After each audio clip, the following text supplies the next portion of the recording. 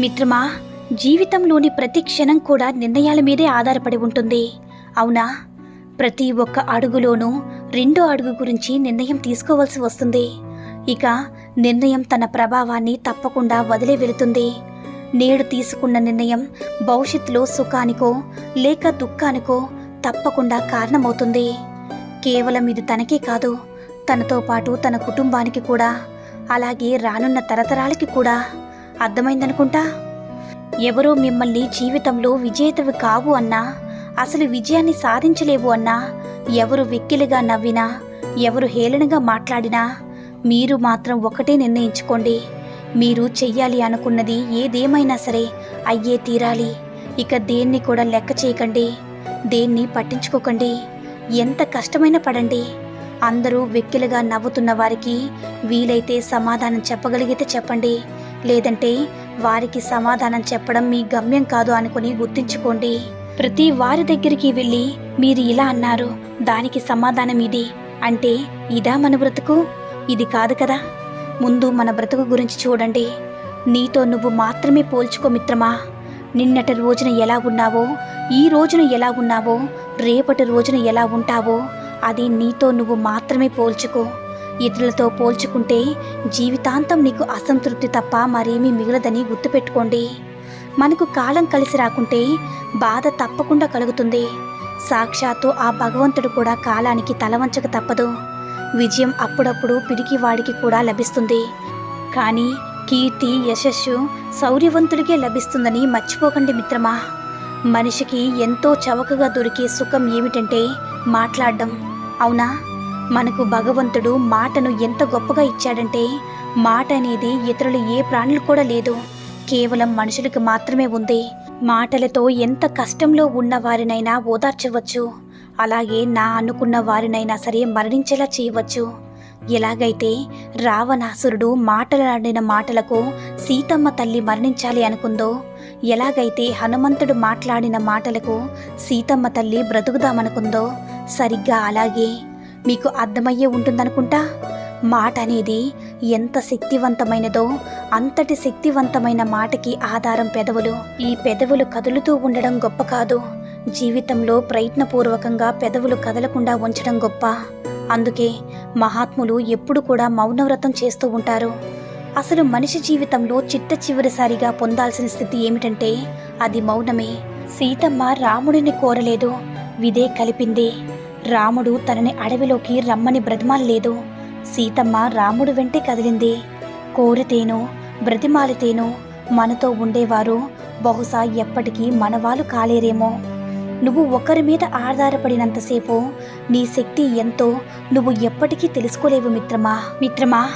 అందంగా ఉండడం అంటే మనకి నచ్చేలా ఉండడం, ఎదుటి వాళ్ళకి నచ్చేలా ఉండడం కాదు. నోరు ఉంది కదా అని పదే పదే ఎదుటి వాళ్ళు బాధపడేలా మాట్లాడకు. ఒక్కసారి దూరమైతే తెలుస్తుంది నీకు వాళ్ళ విలువ. ఈ 4 విషయాల్లో మనుషులకి దూరంగా ఉండండి. 1, నీకు అబద్ధం చెప్పే వాళ్ళకు. 2, నీకు మర్యాద ఇవ్వని వాళ్ళకు.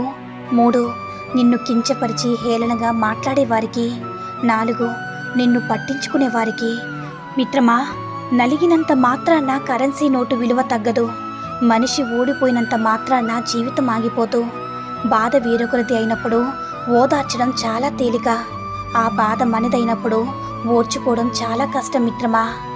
భార్యకు సేవ చేస్తున్నామంటే బానిసలా బ్రతుకుతున్నామని కాదు, బంధానికి విలువ ఇస్తున్నామని అర్థం. భార్య అంటే అమ్మ తర్వాత అమ్మే.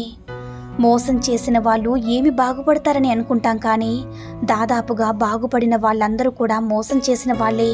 మిత్రమా, ఇతరులతో పోల్చుకోవడం, ఇతరుల నుంచి ఆశించడం, ఈ 2 వదిలేస్తే నీ జీవితంలో సగం సమస్యలు తొలగిపోతాయి. నీ కోసం చప్పట్లు కొట్టే 2 చేతుల కన్నా కన్నీళ్లు తుడిచే 1 వేలు విన్నా. మిత్రమా, ఆకలి తీరాక అన్నాన్ని, అవసరం తీరాక మనిషిని అలుసుగా చూడవద్దు. ఎందుకంటే ఆకలి మళ్ళీ వేస్తుంది, అవసరం మళ్ళీ వస్తుంది. తెలియంది తెలుసుకుంటే జ్ఞానం, తెలిసింది దాచుకుంటే అజ్ఞానం. గెలవకపోవడం ఓటమి కాదు మిత్రమా, మళ్ళీ ప్రయత్నం చేయకపోవడమే అసలైన ఓటమి. కదలని బొమ్మకు కవితలు చెప్పినా, మారని మనిషికి నీతులు చెప్పినా ఒకటే.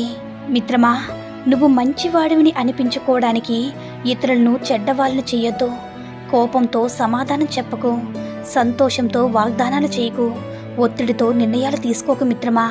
కుదిరితే పరిగెత్తు, లేకపోతే నడువు, అది చేత కాకపోతే పాకుతూపో, అంతేగాని ఒకే చోటు కదలకుండా ఉండిపోకు. తప్పుల్ని పదే పదే క్షమించడం మరో పెద్ద తప్పుకు దారితీస్తుంది మిత్రమా. కొన్నిసార్లు మన మంచితనమే మనల్ని ఒంటరి చేస్తుంది. అది మనకి అర్థం కాదు. అర్థమయ్యే సమయానికి మన దగ్గర ఏమీ ఉండదు.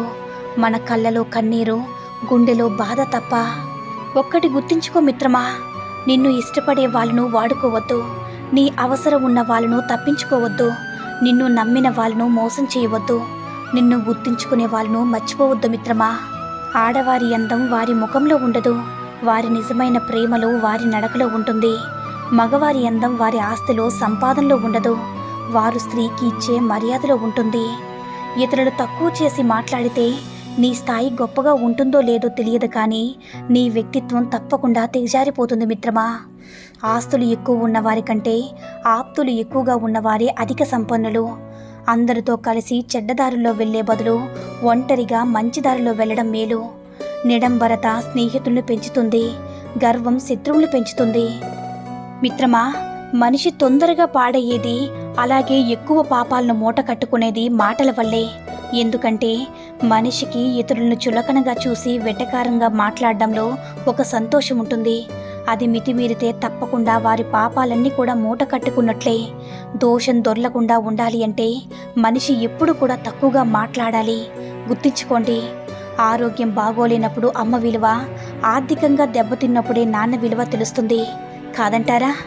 కొందరు ఎప్పుడూ నవ్వుతూనే ఉంటారంటే వారికి కష్టాలు లేవని కాదు, అలాగే కన్నీళ్లు రావని కాదు, వారికి అందరి ముందు చులకనవ్వడం ఇష్టం లేదని అర్థం చేసుకోవాలి.